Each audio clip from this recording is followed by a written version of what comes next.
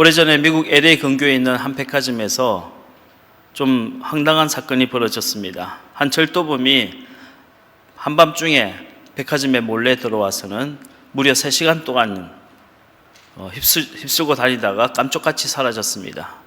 근데 이상한 건 아무 물건도 훔쳐가지 않았다는 겁니다. 대신에 황당한 일이 벌어졌습니다.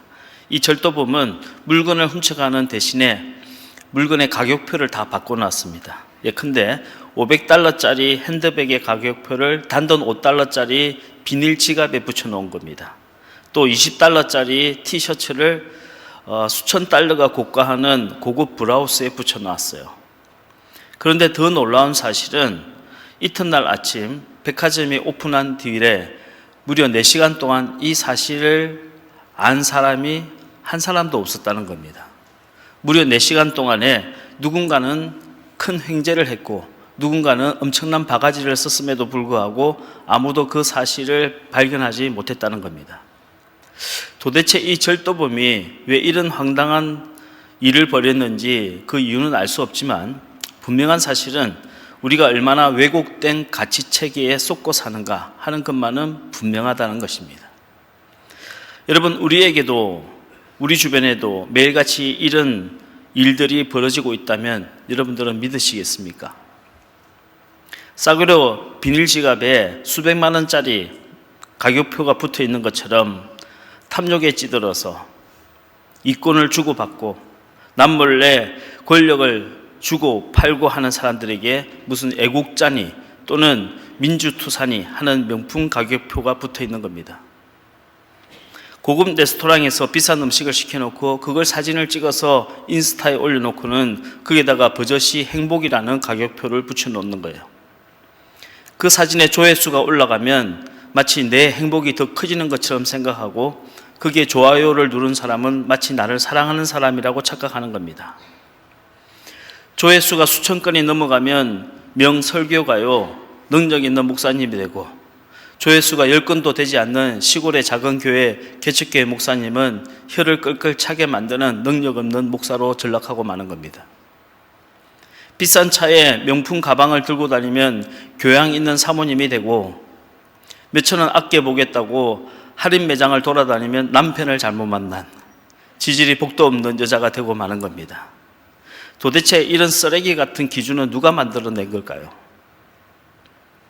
이게 수백만 원짜리 모피코트 가격표를 싸구려 티셔츠에 붙여놓은 것처럼 말이 안 되는 일이란 것을 누구나 잘 알고 있음에도 불구하고 우리는 왜 이 기준에 따라가지 못해서 안달이 나 있는 걸까요?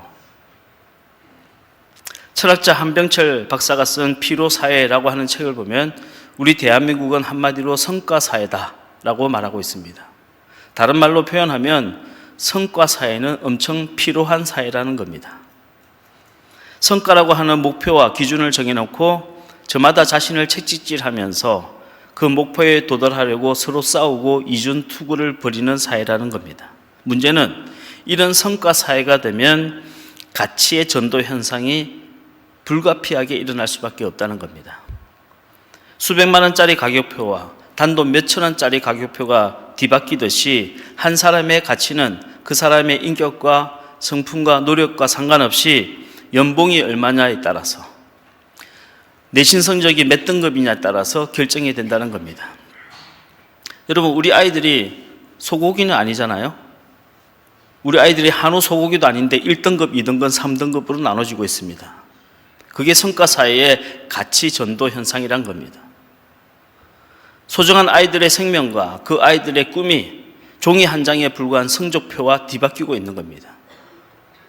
성과사회에서는 누구나 성공을 꿈꾸며 출발하지만 무사히 꼬린 지점에 도착할 수 있는 사람들은 극소수에 불과합니다. 대부분의 사람들은 꼬린 지점에 도착하기도 전에 이미 포기를 할 수밖에 없어요. 그리고 자기 비하와 자기 경멸과 나아가서 자기 학대에 이르게 되는 겁니다. 누군가 붙여놓은 그 엉뚱하고도 황당한 가격표 때문에 자기 자신의 진정한 가치를 발견해 보지도 못하고 자신을 진심으로 사랑해 보지도 못하는 겁니다. 세상에 정해놓은 그 기준에 도달하지 못했다는 이유만으로 나는 실패자라고 생각하고 내 삶은 무가치하다고 생각하게 되는 겁니다. 그리고 억지로 포장된 행복이라고 하는 가짜 포장지로 자신을 드러내려고 합니다. 나를 알지도 못하고 나를 사랑하지도 않는 사람들에게 인정을 받아보려고 안간 힘을 쓰게 되는 거예요. 하지만 내 인생의 진정한 가치는 가격표만 보고 나를 다 아는 것처럼 말하는 그 사람들이 아니라 나를 창조하시고 나를 지으시고 나의 머리카락 하나까지 다 세시고 나의 마음의 중심을 보시고 나보다 나를 더 잘 아시는 하나님이 아시는 겁니다. 그리고 내 인생의 진정한 행복은 너는 얼마짜리냐라고 하는 가격표가 아니라 하나님이 나를 어떻게 사용하시느냐에 따라 결정이 되는 겁니다. 엘레나 파스킬리라고 하는 분이 쓴 새 나무 이야기라고 하는 책이 있습니다. 언덕 위에 세 그루의 나무가 있었는데 각자 다른 꿈을 꾸고 있었어요. 첫 번째 나무는 세상에서 가장 아름다운 보석함이 되는 꿈을 꾸었습니다. 두 번째 나무는 대항을 가로지르는 큰 범선, 큰 배가 되는 꿈을 꾸었어요. 세 번째 나무는 세상에서 가장 높이 자라나서 사람들에게 영광을 받는 꿈을 꾸었습니다. 하지만 나무꾼들이 이 세 나무를 베어가서는 그들의 꿈과는 상관없는 전혀 엉뚱한 물건을 만들었습니다. 첫 번째, 세상에서 가장 화려한 보석함이 되기를 원했던 나무는 냄새나는 마구간의 구유가 되고 말았어요. 대항을 가로지르는 큰 범선이 되기를 원했던 나무는 갈릴리 호수의 조그만 고깃배가 되고 말았습니다. 그리고 높이 자라나 사람들에게 영광을 받기를 바랬던 나무는 사람들의 저주를 받는 죄인들이 매달리는 십자가가 되고 말았습니다. 자신의 꿈과는 너무나 다른 이 초라한 현실 때문에 나무들은 절망했지만 이내 곧 놀라운 사실을 깨닫게 됩니다. 초라한 말 구유에 그 어떤 보물보다 더 귀하신 아기 예수님께서 누우셨어요. 갈릴리 바다의 그 조그만 어선에는 예수님께서 말씀으로 풍랑을 잠잠케 하셨습니다. 사람들에게 조롱을 받는 그 십자가 위에서 우리 주 예수 그리스도께서 온 인류를 위하여 피 흘려 주셨습니다. 새 나무들은 나는 실패했다고, 내 꿈은 물거품이 되었다고, 내 삶은 의미가 없다고 생각했지만 오히려 자신들이 생각하고 자신들이 꿈꾸었던 것보다 훨씬 더 귀하게 쓰임을 받았습니다. 인생의 진정한 가치는 성공이라고 하는 가격표가 아니라 주님과 함께 주님을 위하여 주님을 통해 쓰임 받는 겁니다. 인생의 가장 행복한 순간은 남들보다 더 높은 곳에 올라가 사람들의 인정을 받고 박수를 받는 것이 아니라 하나님의 사랑 안에 거하는 것이란 겁니다.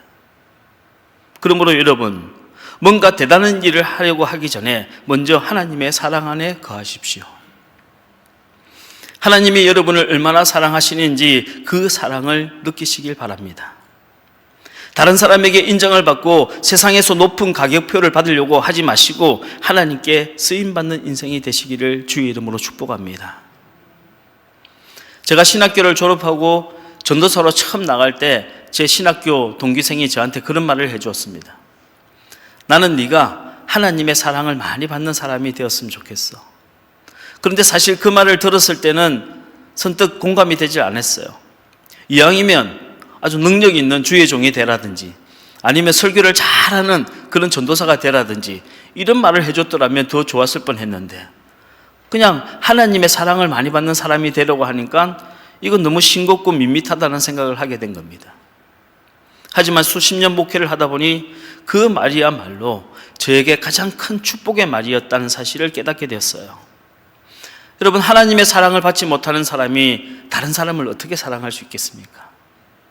하나님의 사랑을 느끼지 못하는 목사가 어떻게 교인들을 사랑할 수 있겠습니까? 아무리 많은 사람들이 좋다고 칭찬해주고 은혜 받았다고 칭찬해줘도 하나님의 사랑을 느끼지 못하면 그게 무슨 위로가 되고 용기가 되겠습니까? 예수님께서 요단강에서 세례 요한에게 세례를 받으실 때 하늘에서 음성이 들려왔지요. 이는 내 사랑하는 아들이요 내 기뻐하는 자라. 여러분, 이 말씀이 비단 우리 예수님께만 하신 말씀일까요? 저는 정말 힘들고 마음이 어려울 때 이 말씀을 떠올려 봅니다. 이는 내 사랑하는 아들이요 내 기뻐하는 자라. 이 말씀이 저에게 얼마나 큰 위로가 되는지 모릅니다. 나는 하나님이 사랑하는 아들이고 하나님이 기뻐하시는 자다. 어떤 환경, 어떤 처지 속에서도 이 말이 저에게 힘을 주는 겁니다.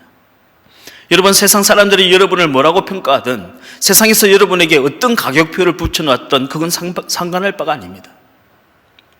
여러분은 하나님이 택하신 사람이고 하나님이 사랑하는 자들이며 하나님이 기뻐하시는 자임을 믿으시기를 주의 이름으로 축원합니다.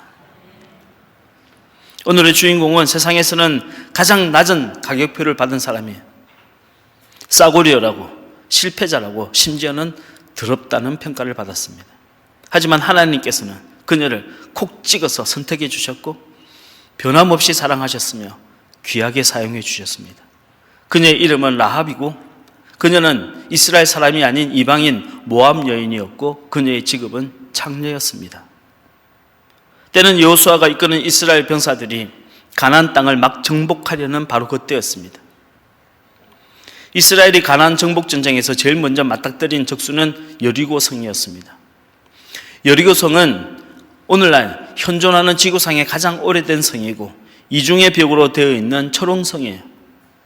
여호수아는 이 여리고 성을 공략하기 전에 먼저 2명의 정탐꾼들을 그 성 안으로 보냈습니다. 그런데 이 2명의 정탐꾼이 제일 먼저 찾아간 곳이 라합의 집이었어요. 여호수아서 2장 1절을 보면 라합이라고 하는 기생이라고 적혀 있습니다. 2장 1절 말씀을 같이 한번 읽겠습니다. 시작.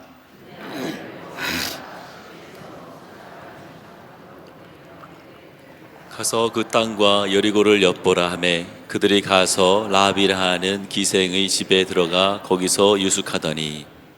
여기에 기생이라고 번역된 말, 이 말의 헬라어 원어는 포르네라고 하는 말입니다.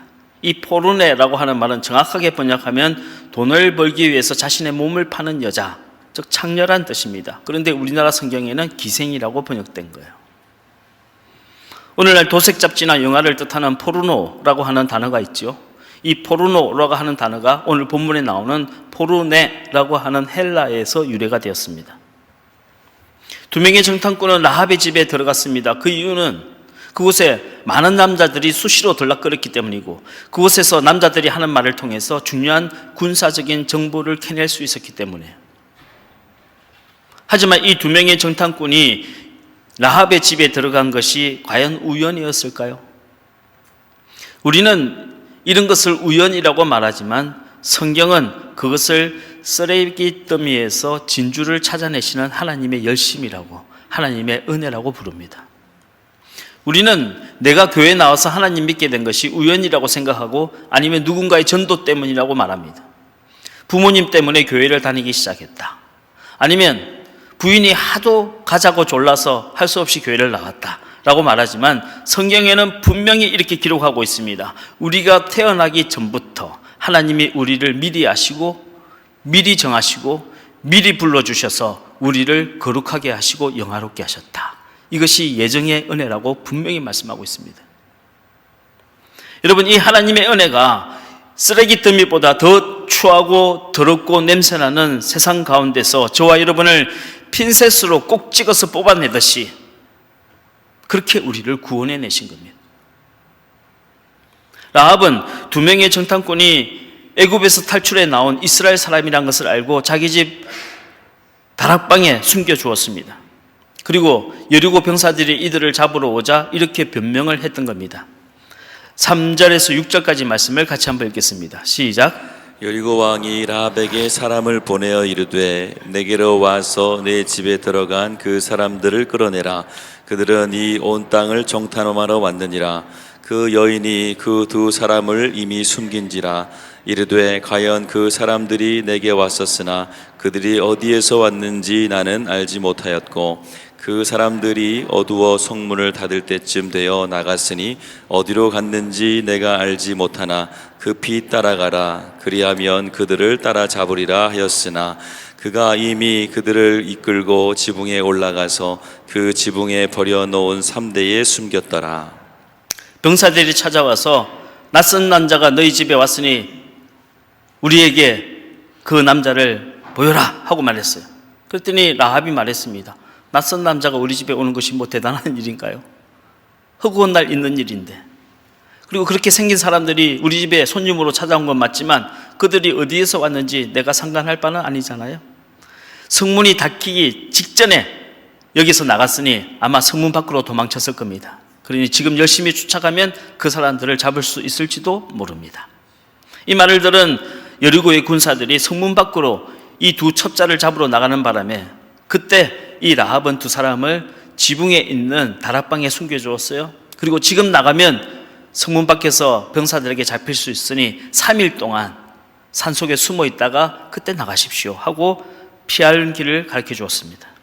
여러분, 라합이 이렇게 거짓말을 하고 첩자들을 도와준 것은 분명한 이적 행위입니다. 발각이 되면 목숨을 잃을 수도 있는 위험한 일이에요. 그럼에도 불구하고 라합은 왜 이스라엘의 첩자를 도와주었던 걸까요? 라합은 이스라엘의 하나님에 대해서 이미 듣고 있었기 때문입니다. 라합이 두 정탐꾼에게 했던 말을 한번 읽어보겠습니다. 10절에서 11절 말씀 시작. 이는 너희가 애굽에서 나올 때에 여호와께서 너희 앞에서 홍해 물을 마르게 하신 일과 너희가 요단 저쪽에 있는 아모리 사람의 두 왕 시혼과 옥에게 행한 일 곧 그들을 전멸시킨 일을 우리가 들었음이니라. 우리가 듣자 곧 마음이 녹았고 너희로 말미암아 사람이 정신을 잃었나니 너희의 하나님 여호와는 위로는 하늘에서도 아래로는 땅에서도 하나님이시니라. 믿음은 들음에서 난다고 했습니다. 라합은 하나님이 행하신 일들을 들었어요. 하나님이 애굽 땅에 10가지 재앙을 내리신 것과 홍해바다를 어떻게 가르신 것과 그리고 요단강 저편에 왕들을 어떻게 전멸하셨는지 그 이야기를 다 들었습니다. 그리고 믿음이 생긴 거예요. 이스라엘의 하나님과 같은 신은 이 땅에 없다 하는 것을 믿고 있었어요. 라합은 두 정탐꾼을 숨겨준 대가로 이스라엘이 여리고성을 점령할 때 나와 내 집을 구원해 달라고 부탁했습니다. 12절에서 13절 말씀을 같이 한번 읽겠습니다. 시작. 그러므로 이제 청하노니 내가 너희를 선대하였은즉 너희도 내 아버지의 집을 선대하도록 여호와로 내게 맹세하고 내게 증표를 내라. 그리고 나의 부모와 나의 남녀 형제와 그들에게 속한 모든 사람을 살려주어 우리 목숨을 죽음에서 건져내라. 이에 두 정탐꾼은 우리가 여리고성을 점령할 때 너희 집 창문에 붉은색 줄을 매달아 놓아라. 그러면 너와 내 집이 구원을 받으리라 라고 말했습니다. 18절 말씀을 읽겠습니다. 시작. 우리가 이 땅에 들어올 때에 우리를 달아내린 창문에 이 붉은 줄을 매고 내 부모와 형제와 내 아버지의 가족을 다 내 집에 모으라. 라합의 집 창문에 매달아 놓았던 그 붉은색 줄은 40년 전 이스라엘 백성이 출애굽할 때 그들의 문에 바른 유월절 어린 양의 피를 상징합니다. 뿐만 아니라 이 붉은색 줄은 앞으로 1500년 이후에 십자가 위에서 인류를 위하여 피 흘리실 예수 그리스도의 보혈을 상징하는 겁니다. 여러분, 애굽의 10번째 재앙이 들이닥쳤듯이 오늘 여리고성에 멸망이 들이닥쳤듯이 소돔과 고모라 성에 불의 재앙이 들이닥쳤듯이 인간의 역사에도 그리고 우리 개인의 역사에도 반드시 마지막 때가 있고 심판이 있다는 사실을 믿으시길 바랍니다. 몇 날 며칠 종말이 온다고 하는 종말론도 틀린 거지만 천년 만년 살 것 같이 종말이 없다고 믿는 것도 인간의 교만이고 무지인 겁니다. 그날에 우리가 구원의 정표로 내밀 수 있는 유일한 증거는 나의 공로도 아니고 나의 업적도 아니고 나의 성공도 아니에요. 오직 예수 그리스도께서 우리를 위하여 십자가에서 흘려주신 보혈의 피밖에 없음을 믿으시길 바랍니다. 우리는 내가 잘나서 구원받는 것이 아니라 나 같은 죄인을 위하여 십자가 위에서 피 흘려 죽으신 예수 그리스도의 은혜를 믿는 믿음만으로 구원받는 거예요. 이 믿음 외에는 구원의 길이 없습니다. 약속대로 라합은 붉은색 줄을 그녀의 집에 창문에 매달아놨고 그녀와 그녀의 가족들은 구원을 받았습니다. 이 이야기는 여기서 끝나는 게 아니에요. 라합은 이때 정탐꾼으로 왔던 정탐꾼 중에 한 명인 살몬과 결혼하게 되고 그와 보아스라는 아들을 낳게 됩니다. 보아스는 자기 어머니인 라합과 마찬가지로 이방인 모압 여성이었던 룻과 결혼해서 오벳을 낳았어요. 그리고 오벳은 이새를 낳았고요. 이새는 다윗을 낳았습니다. 그리고 다윗은 낳고 예수 그리스도가 탄생하게 된 겁니다. 오늘 이 라합의 이야기는 단순히 쓰레기더미와 같은 인생의 누추한 곳에서 성공을 이룬 한 여인의 성공담을 다룬 이야기가 절대로 아닙니다. 오늘 이 이야기는 한 여인이 믿음을 가짐으로 말미암아 그와 그의 가족이 구원을 받고 그의 자손이 구원을 받고 그 자손의 자손들이 구원을 받고 마침내 예수 그리스도의 위대한 족보가 만들어지는 스토리인 겁니다. 더럽고 추한 매춘 소굴에서 시작된 한 여인의 믿음이 마태복음 1장에 나오는 예수 그리스도의 족보 이야기로 이어지고 요한계시록 5장에 나오는 천상의 예배로 이어지는 이 위대한 서사시가 오늘 본문에 나오는 여호수아 2장의 라합의 이야기인 겁니다. 오늘 하나님은 그 위대한 구원의 대서사시에 여러분을 초대하고 계시는 겁니다. 사람들은 라합을 창녀라고 불렀지만 하나님은 라합을 예수 그리스도의 조상이라고 불러주셨습니다. 사람들은 라합을 더럽고 천하다고 이야기했지만 하나님은 라합을 이는 내 사랑하는 자요 내가 기뻐하는 자라고 불러주신 겁니다. 여러분, 오늘 이 시간 여러분의 이름표를 바꿔 다시기를 주 이름 축복합니다. 실패자라는 이름표를 떼버리고 이는 내 사랑하는 아들이요 내 기뻐하는 자라 하는 이름표를 부시시길 바랍니다.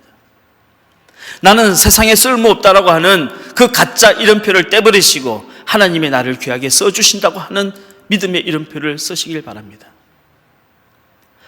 마태복음 13장 마귀가 밤에 몰래 들어와서 바꿔놓은 그 가짜 이름표, 그 가짜 가격표에 주눅들지 마시고 하나님이 여러분을 얼마나 사랑하시는지 그 사랑의 풍성함과 충만함과 깊이와 넓이와 거짓이 없음과 진실하심이 얼마나 아름다운지 그 사랑 안에 거하시기를 주의 이름으로 축원합니다.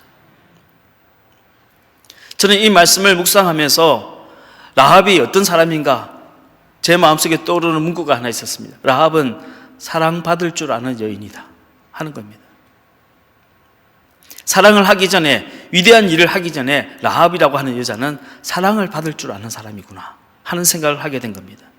정탐꾼이 내 집에 찾아왔을 때부터 라합은 하나님이 나를 선택해 주셨구나 하는 것을 믿게 되었습니다. 유대인들이 유월절 어린 양의 피를 자신의 집의 문에 발라놓고 구원을 기다렸듯이 라합은 자신의 집 창문에 붉은색 줄을 달아놓고 하나님의 구원하심을 기다렸습니다. 그리고 하나님이 보내주신 사람과 사랑하게 되고 아들 보아스를 낳게 되었어요. 다윗의 고조 할머니가 되었고 예수 그리스도의 조상이 되었습니다. 어느 날 찾아온 사랑을 자신의 것으로 받아들인 겁니다. 저는 여러분들이 사랑하기 이전에 사랑을 받을 줄 아는 성도가 되시기를 주의 이름 축원합니다. 저는 요즘 가끔 한국 기독교 교인들을 보면서 안타까운 마음이 들 때가 있습니다.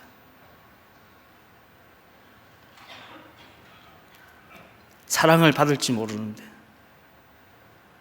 사랑을 느끼지 못하면서도 뭔가 대단한 일을 하려고 하는 겁니다. 저는 그런 분들을 보면 뭔가를 하기 이전에 하나님의 사랑을 느끼시라고 말씀드리고 싶습니다. 우리 교회 새신자들이 오면 제가 이제 시간 나는 대로 새신자 신방을 가게 되는데 우리 새신자들에게 제가 꼭 드리는 말씀이 있습니다. 우리 교회 오시면 처음에 아무것도 하지 마시고 그냥 은혜만 받으시라고요. 그러면 오해하시는 분들이 계십니다. 내가 교회에서 얼마나 봉사도 많이 하고 내가 교회에서 얼마나 많은 일을 했는데 이 목사가 나를 무시하나라고 생각할 수도 있죠. 하지만 절대로 그분을 무시해서 드린 말씀이 아니에요. 여러분, 봉사를 하고 교회에서 선교를 하고 또 구제를 하고 하는 것보다 더 중요한 것이 하나님의 사랑을 충만히 누리는 것입니다. 한번 생각해 보십시오. 하나님의 사랑을 느끼지 못하는 사람이 어떻게 이웃을 사랑할 수 있습니까? 내가 사랑받지 못하는데 어떻게 가족을 사랑할 수 있습니까? 내가 하나님의 사랑을 받고 있지 못한데 어떻게 세상을 바꿀 수 있고 세상을 사랑할 수 있습니까? 하나님의 사랑이 고갈된 사람들이 세상에 나가서 세상을 바꾸겠다고 하고 세상을 변화시키겠다고 하니까 도리어 세상에 분쟁과 갈등을 만드는 것이 아니겠습니까? 여러분, 내가 얼마나 잘하는지, 내 믿음이 얼마나 좋은지 보여주시기 전에 먼저 하나님의 사랑 안에 거하십시오. 사랑은 하는 것보다 받는 것이 훨씬 더 중요합니다. 사랑을 하는 것보다 사랑을 받을 줄 아는 것이 더 중요합니다. 사랑을 하기 전에 먼저 사랑부터 받아야 합니다. 내 안에 사랑이 충만하면, 하나님의 사랑을 받고 내 안에 사랑이 가득 넘치게 되면 사랑하라고 억지로 시키지 않아도 사랑하게 되는 겁니다. 내 안에 사랑이 차고 넘치면 반드시 흘러가게 됩니다. 그 사랑은 누군가에게 스며들 수밖에 없고 그 사랑은 누군가를 물들 수밖에 없습니다. 제가 늘 드리는 말씀이 있지 않습니까? 사랑은 억지로 하는 것이 아니라 봉숭아 꽃잎에 새끼손가락 물들듯이 나도 모르는 사이에 물드는 겁니다. 이것이 사랑의 본질인 겁니다. 내 안에 사랑이 없으니 억지로 하는 겁니다. 억지로 하니 기쁨이 없는 겁니다. 억지로 하니 하다가 시험 드는 겁니다. 억지로 하니 다른 사람에게 상처를 주는 겁니다. 나는 저 사람 사랑하는데 왜 저 사람은 상처를 받지? 내 안에 사랑이 없기 때문입니다. 웃긴 이야기 하나 해드릴까요? 작년인가 재작년 말인가 나라가 좀 어수선할 때 우리가 속한 교단에서 화해와 평화를 위한 특별위원회를 만든다고 저보고 좀 참여해달라 해서 갔어요. 근데 가봤더니 그 특별위원회 위원장이 누가 될 거를 놓고 싸우고 있더라고요. 화해하자고 모여서 싸우는 겁니다. 여러분, 이게 인간이에요. 여러분, 성경은 인간에 대해서 분명하게 말씀하고 있습니다. 복음은 인간에 대해서 분명하게 이야기하고 있어요. 인간은 전적으로 타락했습니다. 우리는 아주 조금 부분적으로 타락한 것이 아니라 내가 어찌할 수 없을 정도로 전적으로 타락한 존재입니다. 전적으로 타락한 인간은 내 힘으로 내 스스로 사랑할 힘을 잃어버렸어요. 우리는 하나님의 사랑 안에 거할 때만이 비로소 사랑다운 사랑을 할 수 있게 되는 겁니다. 하나님의 사랑을 받는 사람만이 다른 사람을 진심으로 사랑할 수 있게 되는 겁니다.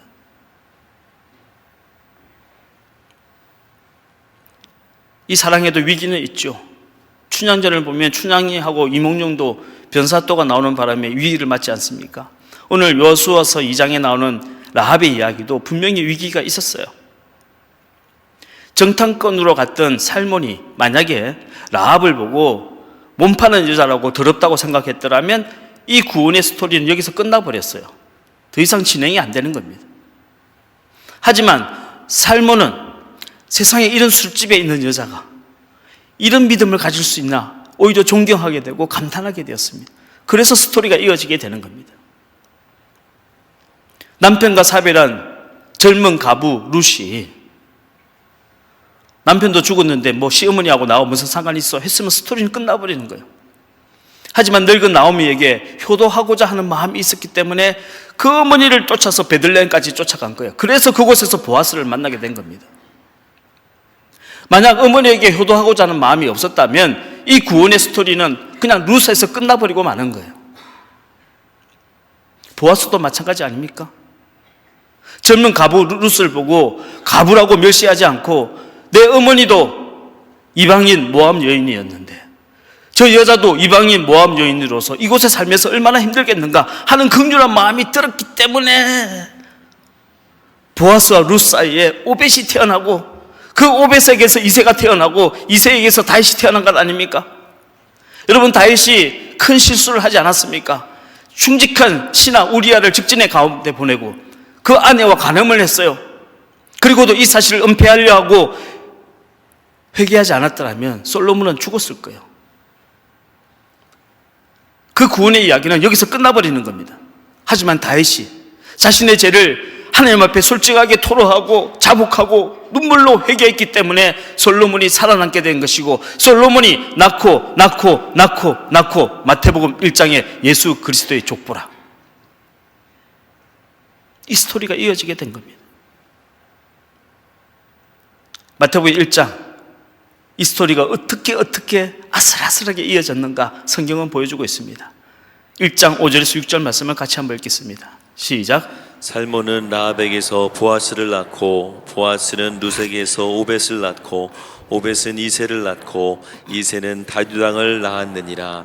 다윗은 우리아의 아내에게서 솔로몬을 낳고 살몬은 보아스를 낳고 보아스는 오벳을 낳고 오벳은 이새를 낳고 이새는 다윗을 낳고 다윗은 솔로몬을 낳고 이걸 이렇게 읽으셔야 되는 거예요. 살몬이 라합의 부정적인 면보다는 긍정적인 면을 봤기 때문에 룻이 부모를 버리지 않고 효도했기 때문에, 보아스가 이방 여인에게 긍휼한 마음을 가졌기 때문에, 다윗이 자신의 죄에 대해서 회개했기 때문에 이 족보가 만들어졌다라고 읽으셔야 되는 겁니다. 여러분이 지금 포기하지 않으시면 여러분의 믿음의 족보도 계속 쓰여질 수 있습니다. 하지만 여러분이 포기해버리면 여러분 때에서 그 이야기는, 스토리는 끝나버리는 거예요. 여러분 한 사람이 믿음으로 순종하고 내 자존심보다, 내 욕심보다 하나님의 영광을 더 생각하면서 내가 주님 말씀에 순종하면 여러분의 그 믿음이 여러분의 자녀의 운명을 바꾸고, 그 자녀의 자녀의 운명을 바꾸고, 그 자녀의 자녀의 자녀의 운명을 바꾸어서 하나님의 구원의 역사가 대대로 이어지게 되는 겁니다. 믿음에는 언제나 위기가 찾아옵니다. 신앙생활하면 언제나 누군가로부터 시험 당하기도 하고 나 스스로의 실수 때문에 넘어질 때도 있습니다. 하지만 여러분 절대로 포기하지 마십시오. 여러분이 보아스가 되시고, 여러분이 살몬이 되시고, 여러분이 룻이 되셔서 그 위대한 대서사시를 계속해서 써내려가시기를 주의 이름으로 축원합니다. 그 끝에 예수 그리스도께서 우리를 기다리고 계시는 거예요. 요한계시록 5장에 천상의 예배에서 우리 모두 어린 양 되신 예수 그리스도 앞에 감사와 영광의 찬송을 부를 날이 반드시 올 줄로 믿으시기를 주의 이름으로 간절히 축복합니다.